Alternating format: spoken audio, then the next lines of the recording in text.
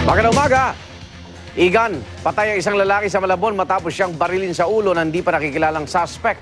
Darito ang report ni Athena Imperial.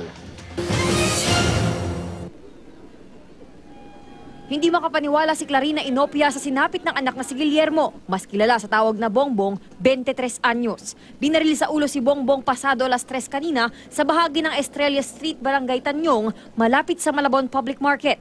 Anang pulisya, marami raw tao na mangyari ang pamamaril. Pero ang mga nakasaksi, hindi raw nakita ang mukha ng suspect. Ang naghihinagpis na ina walang maisip na dahilan sa sinapit ng anak. Mabait na lang ako mag-isama pag umuwi sa bahay. Pag may trabaho yan, binibigyan kami ng sahod niya. Kaya masakit pa nga yung asawa ko. Tapos ngayon, ganun mangyari sa kanya. Hindi naman maitago ng kapatid ng biktima ang galit sa gumawa ng krimen.